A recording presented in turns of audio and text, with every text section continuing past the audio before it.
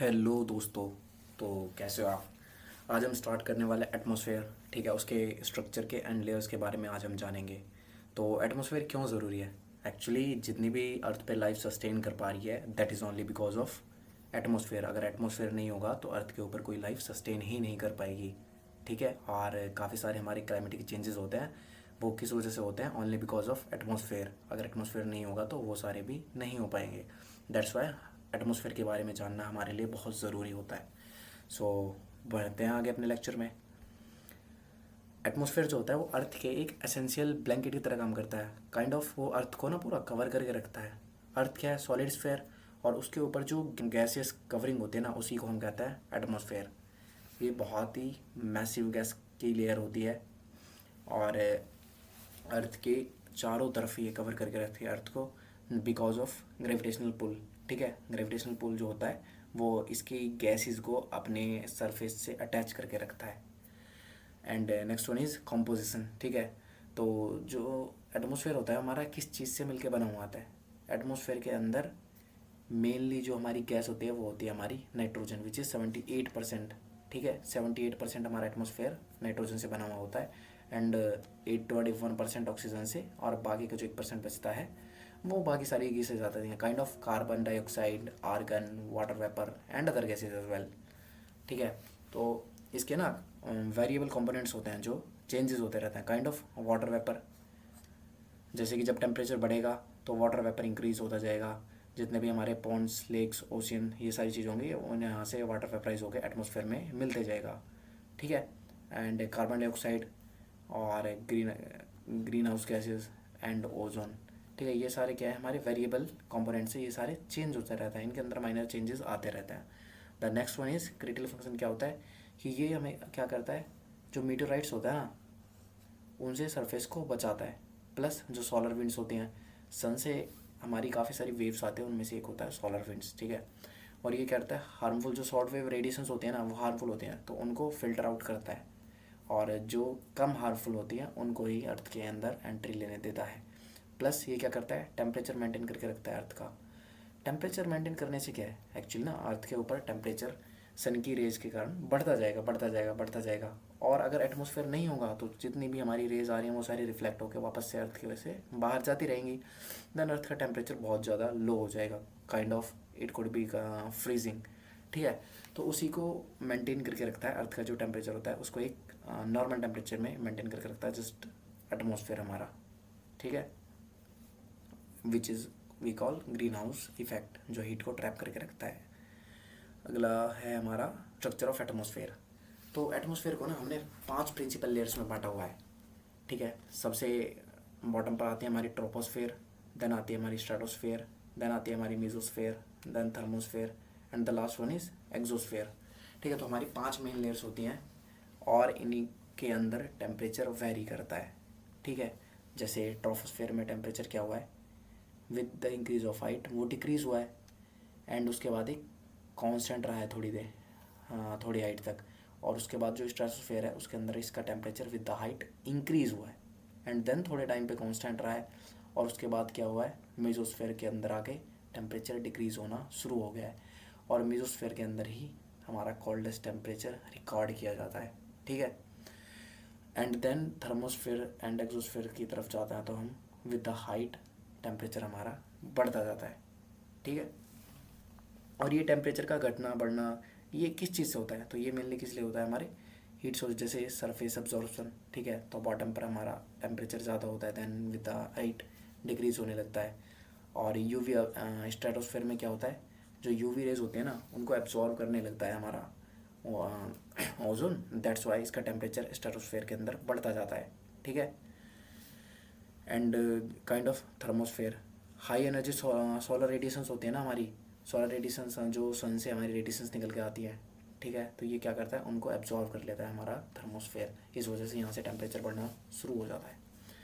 और जो लेयर्स होते हैं बॉटम टू टॉप मैं आपको बता चुका हूँ। सबसे पहले आते हैं हमारे troposphere, then stratosphere, then mesosphere, then thermosphere and then exosphere, ठीक है। इसका क्रिटिकल फंक्शन क्या है ये भी आपको बता दिया था मैंने, कि मीटेरॉइड्स जो होते हैं उनसे हमें बचाता है, ठीक है, हार्मफुल शॉर्ट वेव रेडिएशंस को फिल्टर आउट करता है और अर्थ को तक पहुंचने से रोकता है, ठीक है, और अर्थ का टेम्परेचर मेंटेन करके चलता है। बिकॉज अगर ये नहीं होगा तो सारी रेज रिफ्लेक्ट होकर अर्थ से वापस बाहर चली जाएंगी, जिसके कारण अर्थ का टेम्परेचर गिरता ही जाएगा एंड इट कुड बी -10, 20 और फ्रीजिंग पॉइंट, ठीक है। तो नेक्स्ट इज ट्रोपोस्फेयर। ट्रोपोस्फेयर हमारे क्या होता है, अर्थ की सबसे फर्स्ट लेयर ऑफ एटमॉस्फेयर होती है, जो बॉटम लेयर भी कह सकते हैं हम। इसकी हाइट कहाँ से कहाँ तक वेरी करती है, 8 किलोमीटर टू 18 किलोमीटर, ठीक है। 18 किलोमीटर इक्वेटर पर ज़्यादा होती है एंड पोल्स पर हमारी इसकी हाइट कम होती है, ठीक है। एवरेज अगर इनका निकालें तो 12 किलोमीटर्स, तो जो हमारा एल्टीट्यूड होता है इसका 0 to 12 किलोमीटर्स होती है। नेक्स्ट है टेम्परेचर ट्रेंड। टेम्परेचर ट्रेंड हमने जैसे अभी लास्ट स्लाइड के अंदर देखा था, with the increase in height temperature क्या हो रहा था, घट रहा था, ठीक है। With the increase in height temperature हमारा घटता रहता है। और जो हमारा बॉटम होता है ट्रोपोस्फेयर के अंदर, यहाँ पे हमारा टेम्परेचर होएगा high and with the temperature increase in height temperature क्या होने लगता है हमारा लो, ठीक है। और जो की फीचर्स होते क्या होते हैं ट्रोपोस्फेयर के, जो वेदर लेयर होती है ना, इसको एक्चुअली जितने भी वेदर फिनोमेना होते हैं, kind of rainfall, raining, snow, thunderstorm, ठीक है, ये सारे हमारे ट्रोपोस्फेयर के अंदर ही रिकॉर्ड किए जाते हैं और ट्रोपोस्फेयर के अंदर ही होते हैं, ठीक है। और ये अप्रोक्सीमेट जितना भी मास होता है उसको कंसिडर करता है, यानी कि ट्रोपोस्फेयर के अंदर पूरे एटमॉस्फेयर का सबसे ज़्यादा मास कंसिस्ट होता है, ठीक है। प्लस वाटर वेपर भी अप्रॉक्स इसी के अंदर होता है मेनली। ट्रोपोस का मीन्स होता है टर्निंग, ठीक है। अब बाउंड्री की बात करें तो हम ट्रोपोस्फेयर जो होता है हमारा, तो इसके अंदर एक बाउंड्री होती है जिसको हम कहते हैं ट्रोपोपोज। ट्रोपोपोज क्या करती है, जितने भी एयर मूवमेंट्स होते हैं ना, वो वर्टिकल एयर मूवमेंट्स होते हैं, उनको ऊपर की तरफ जाने से या नेक्स्ट लेयर में मूव करने से रोकता है। तो नेक्स्ट लेयर पे मूव करता है विच इज़ आर स्ट्रेटोस्फेयर। तो स्ट्रेटोस्फेयर के अंदर क्या होता है, इसको हम एक्चुअली प्रोटेक्टिव स्फेयर भी कहते हैं, ठीक है। प्रोटेक्टिव स्फेयर हम किस लिए कहते हैं, स्ट्रेटोस्फेयर के अंदर क्या होता है हमारा ओजोन, O3 हमारा स्ट्रेटोस्फेयर के अंदर ही होता है। और O3 क्या करता है, हमें सन की हार्मफुल रेडिएशन से, या देखो हमारी कुछ रेडिएशंस आ रही हैं अर्थ के अंदर एंटर कर जा रही हैं, UVB जो आ रही हैं उनको थोड़ा सा फिल्टर आउट करके कम अर्थ की तरफ जाने दे रहा है, एंड जो UVC हैं या फिर मोर हार्मफुल रेडिएशंस हैं उनको अर्थ तक पहुंचने ही नहीं दे रहा, बट स्ट्रेटोस्फेयर या फिर ओजोन लेयर, ठीक है। तो स्ट्रेटोस्फेयर के अंदर ही हमारी ओजोन आती है। एंड अब बात करें इसकी हाइट की, तो ये 18 किलोमीटर्स टू 50 किलोमीटर्स होती है, ठीक है। अब टेम्परेचर का हमने देखा था कि विद द ऑल्टीट्यूड और विद द हाइट टेम्परेचर बढ़ने लगता है, ठीक है। हमारा ट्रोपोस्फेयर के अंदर क्या हो रहा था, with the increase in height temperature में डिक्रीमेंट आ रहा था, but in this layer with the increase of height temperature भी हमारा इंक्रीज होता है, ठीक है। और ये जो टेम्परेचर का रिवर्स होना है ना, यानी कि हम बॉटम से ट्रोपोस्फेयर में ऊपर गए तो टेम्परेचर क्या होता है हमारा डिक्रीज होने लगा, यहाँ से जो टेम्परेचर का चेंज आ रहा है ना, टेम्परेचर में चेंज, इसी को कहते हैं हम टेम्परेचर इन्वर्जन, ठीक है। यानी कि with the increase in height temperature का इंक्रीज होना is referred as temperature inversion, ठीक। नेक्स्ट क्या है हमारा की फीचर्स, क्या होता है हमारे स्ट्रेटोस्फेयर के, वो होते हैं हमारे ओजोन लेयर। ओजोन लेयर ही हमारा स्ट्रेटोस्फेयर के अंदर लाई करता है, ठीक है। और सन की मोस्टली जो हार्मफुल रेडिएशंस होते हैं UVB एंड UVC रेडिएशंस उनको अब्जॉर्व करता है, ठीक है। एंड इसी के कारण यहाँ पर जो अब्जॉर्प्शन है ना, तो अब्जॉर्व कर रहा है कुछ ना कुछ, तो उसका टेम्परेचर इंक्रीज होगा, बिकॉज ये क्या है, रेडिएशंस है, इनके पास एनर्जी है। तो स्ट्रेटोस्फेयर के अंदर हीट जो होती है या फिर वी कैन से टेम्परेचर जो होता है वो इंक्रीज होता रहता है with the increase in height. अब इसके सिग्निफिकेंस क्या क्या होता है हमारा, ये ना बहुत स्टेबल लेयर होती है, इसके अंदर कोई वेदर फिनोमेना भी नहीं होता। जैसे अभी हमने देखा था जितने भी वेदर फिनोमेना थे सारे कहाँ हो रहे थे, इस वाली लेयर में, विच इज़ ट्रोपोस्फेयर। तो विद स्ट्रेटोस्फेयर है ना, ये एक स्टेबल लेयर है और यहाँ पे कोई भी वेदर फिनोमेना नहीं होती। तो जो लंबे लंबे टूर पर जाता है ना हमारे कमर्शियल एयरक्राफ्ट्स वगैरह, वो इसी लेयर के अंदर हमारे मूव करते हैं, इसी लेयर के अपनी अंदर जर्नी करते हैं, ठीक है। और एक इम्पोर्टेंट फंक्शन इसका ये भी है कि जो सन की रेज है ना, ये आएंगी तो इनके कारण जेनेटिक म्यूटेशंस आ जाएंगे लिविंग थिंग्स में, ठीक है। जेनेटिक म्यूटेशंस यानी कि जो इनकी रेडिएशंस है वो इतनी ज़्यादा हार्मफुल है कि जीन्स में वेरिएशंस ला देंगी, तो ये जेनेटिक वेरिएशंस या फिर जेनेटिक डैमेज होने से भी रोकती है, ठीक है। तो इसकी बाउंड्री क्या होती है, इसकी बाउंड्री स्ट्रेटोपोज। स्ट्रेटोपोज क्या होती है हमारी, ये स्ट्रेटोस्फेयर की वो बाउंड्री होती है जहाँ पर इसका टेम्परेचर हाईएस्ट रिकॉर्ड किया जाता है, ठीक है। सो नेक्स्ट लेयर पे मूव करता। Next layer is mesosphere, the cold and meteorsphere. As इसका नाम जैसे सजेस्ट कर रहे हैं हमारा मीजोस्फेयर, ठीक है। मीटियोर यानी कि जितने भी मीटियोर्स वगैरह आते हैं वो सारे इसी लेयर के अंदर देखे जाते हैं, ठीक है। इसकी हाइट कहाँ होती है हमारी, देखो 0 to 18 थी हमारी ट्रोपोस्फेयर की, एंड देन 18 to 50 थी हमारी स्ट्रेटोस्फेयर की।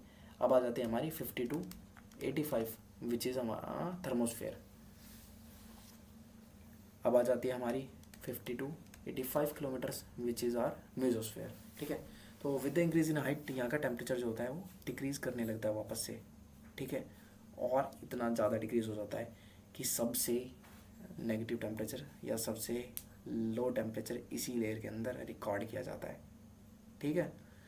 और इसके जो की फीचर्स क्या क्या है हमारे, पहला है कोल्डेस्ट लेयर, यानी कि एटमॉस्फेयर की सबसे कोल्डेस्ट लेयर हमारी मेसोस्फेयर होती है, ठीक है। और सबसे कम टेम्परेचर यहाँ पर पाया जाता है, और उसी को हम कहते हैं मेसोपोज, ठीक है। वही हमारी रफली वहीं पर हमारा लाया करता है लोवेस्ट टेम्परेचर।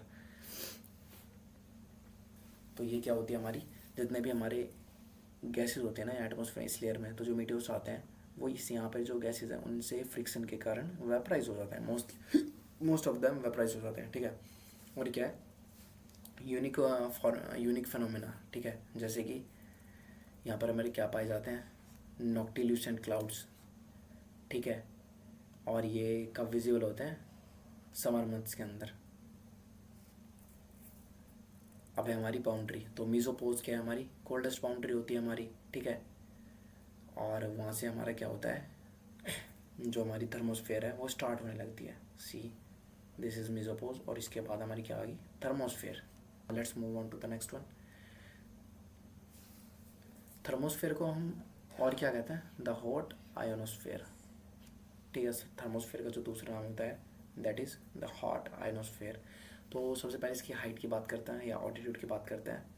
इसका जो ऑल्टीट्यूड होता है ना वो 85 किलोमीटर्स टू 600 और 700 किलोमीटर्स तक होता है, ठीक। और इसी को हम ऑल्सो कहते हैं कर्मन लाइन। कर्मन लाइन कहाँ होती है, 100 किलोमीटर्स पर, ठीक है। और वीकेंड से जो थर्मोस्फेयर होता है ना वो स्पेस की एज पर होता है, यानी कि एग्जैक्ट स्पेस में नहीं होता बट उससे थोड़ा सा नीचे होता है, ठीक है। एंड द नेक्स्ट एंड जो टेम्परेचर ट्रेंड होता है वो क्या होता है कि इसके अंदर टेम्परेचर इंक्रीज़ करने लगता है रैपिडली। जैसे ही हाइट हमारी बढ़ती रहेगी ऑल्टीट्यूड हमारी इंक्रीज़ होता जाएगा, हमारी हाइट भी इंक्रीज़ होती जाएगी। और ये किस लिए इंक्रीज़ होती जाती है, यहाँ पर ना इंडिविजुअल एटम्स पाए जाते हैं गैसेस के, या फिर वी कैन से मॉलिक्यूल्स पाए जाते हैं गैसेस के, जो क्या करते हैं जो हमारी सोलर रेडिएशंस होती हैं या एक्स रेज होती हैं या यूवी रेडिएशंस होता है उनको एब्जॉर्व करने लगती है। और एब्जॉर्व करने लगती है जब भी, अभी हमने लास्ट स्लाइड में कवर किया था कि जो भी चीज़ एनर्जी को एब्जॉर्व कर रही है मतलब उसका टेम्परेचर इंक्रीज़ हो रहा है, ठीक है। और काइनेटिक एनर्जी होने के बावजूद मॉलिक्यूल्स में इनकी डेंसिटी बहुत ज़्यादा लो होती है, बहुत ज़्यादा लो डेंसिटी होती है हमारी थर्मोस्फेयर की, ठीक है। और इसी की वजह से ये जो होती है बहुत कम हीट को एब्जॉर्व कर पाती है या फिर स्टोर कर पाती है, बिकॉज मॉलिक्यूल्स ही नहीं होंगे तो हीट कहाँ से एब्जॉर्व होगी या फिर एनर्जी कहाँ से एब्जॉर्व होगी। तो अगर रेदर देन हम ह्यूमन के कंपैरिजन करें टेम्परेचर का, तो ह्यूमन के लिए ये टेम्परेचर कोल्ड है, बट मेसोस्फेयर से हमारा ये थोड़ा ज़्यादा टेम्परेचर यहाँ पे इंक्रीज़ होने लगता है, ठीक है। अब की फीचर्स क्या होते हैं हमारे यहाँ पर, ये होती है हमारी आयोनोस्फेयर, ठीक है, जिसके अंदर क्या होते हैं इलेक्ट्रिकली चार्ज्ड आयंस पाए जाते हैं, जो किस वजह से होते हैं, सोलर रेडिएशंस आती हैं तो जो हमारे मॉलिक्यूल्स होते हैं उनको ब्रेक करके इलेक्ट्रिक चार्ज्ड एटम्स में फॉर्म कर देती हैं। और ये लेयर या फिर ये वी कैन से ये जो आयंस है ना ये ही हमारे अरोराज फॉर्म करने के लिए रिस्पॉन्सिबल होती हैं। और ये लेयर जो होती है रेडियो वेव्स को भी रिफ्लेक्ट करती है, जिसके कारण लॉन्ग डिस्टेंस कम्युनिकेशन पॉसिबल हो पाता है, ठीक है। Let's move on to next one. तो हमारी लास्ट लेयर कौन सी होती है? एग्जोस्फेयर। एग्जोस्फेयर को हम फाइनल फ्रंटियर भी कहते हैं, we can say final border kind of that, ठीक है। इसके बाद हमारा स्पेस शुरू हो जाता है। इसकी हाइट कहाँ से होती है? 600 टू 700 से लेकर पूरे स्पेस में इसकी कोई हाइट हम टॉप लेवल में मेजर ही नहीं कर सकते, बिकॉज ये स्पेस में जाके फैट आउट हो जाता है, ठीक है, या वहाँ जाके घुल जाता है। अब इसके की फीचर्स क्या है हमारे? ये जो बना हुआ होता है ना एग्जोस्फेयर, इसके अंदर लाइटेस्ट गैसेज होती हैं हमारी, यानी कि एटमॉस्फेयर की सबसे हल्की गैसेज जो होती हैं हाइड्रोजन और हीलियम, वो हमारी इसी लेयर में पाई जाती हैं एग्जोस्फेयर के अंदर ही, ठीक है। और यहाँ पर गैस मॉलिक्यूल्स पाना बहुत ज़्यादा रेयर होता है, यानी कि इसकी डेंसिटी एक्सट्रीमली लो होती है। अब एक कॉन्सेप्ट आता है हमारा एस्केप वेलोसिटी। जो पार्टिकल्स होते हैं ना हमारे एग्जोस्फेयर के अंदर, वो एक ट्रेजेक्ट्री फॉलो करते हैं, काइंड ऑफ पाथ फॉलो करते हैं, ठीक है। और अगर कोई पार्टिकल इसके अंदर फास्ट मूव कर रहा है, ठीक है, तो वो क्या करेगा? मूव करते करते एक वेलोसिटी अटेन कर लेगा और फिर एग्जोस्फेयर यानी कि एटमॉस्फेयर से एस्केप कर जाएगा। इसी को हम कहते हैं एस्केप वेलोसिटी, ठीक है, और हमारे एटमॉस्फेयर को परमानेंटली लीव कर देगा। अब नेक्स्ट वन इज हमारा होता है, और इसी के अंदर हमारे LEO और लो अर्थ ऑर्बिट सैटेलाइट्स मिलती हैं। सो एक बार रिवाइज कर लेते हैं हमने क्या क्या पढ़ा है। जो ऑल्टरनेटिंग टेम्परेचर एंड डेंसिटी, यानी कि जो डेंसिटी होती है ना, हम हाइट से जैसे नीचे से ऊपर की तरफ मूव करेंगे तो डेंसिटी हमारी क्या हो जाती है? डिक्रीज़ होने लगती है डेंसिटी, ठीक है। और जो प्रेशर है वो भी ड्रॉप होने लगेगा, because pressure is directly proportional to density, और डेंसिटी कम हो रही है किसी चीज़ की तो उसका प्रेशर भी ऑटोमेटिकली कम होता जाएगा, ठीक है।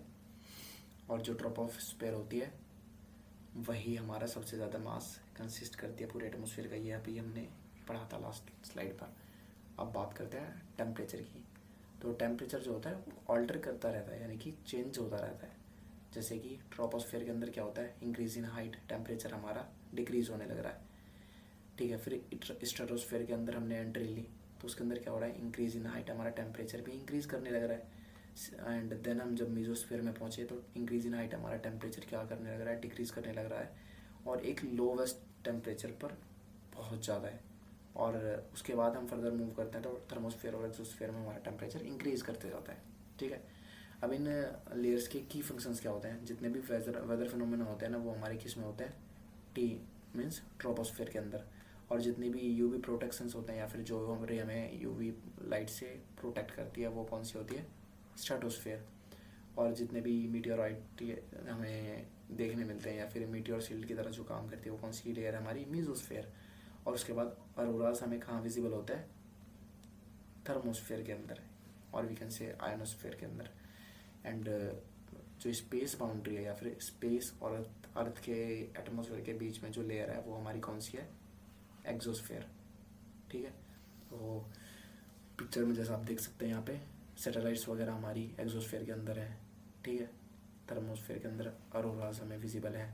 उसके बाद मीजोस्फेयर के अंदर हमारे मीटोराइट्स हैं। स्ट्रेटोस्फेयर के अंदर हमारे क्या होता है? ओजोन। एंड ट्रोपोस्फेयर के अंदर हमारे hot air balloon, weather phenomena, planes, ये सारे हमारे ट्रोपोस्फेयर के अंदर मूव करता है, ठीक है। So thank you guys, like करें, सब्सक्राइब करें, और पसंद आए तो बेल आइकन को प्रेस करके नोटिफिकेशंस ऑन कर लें।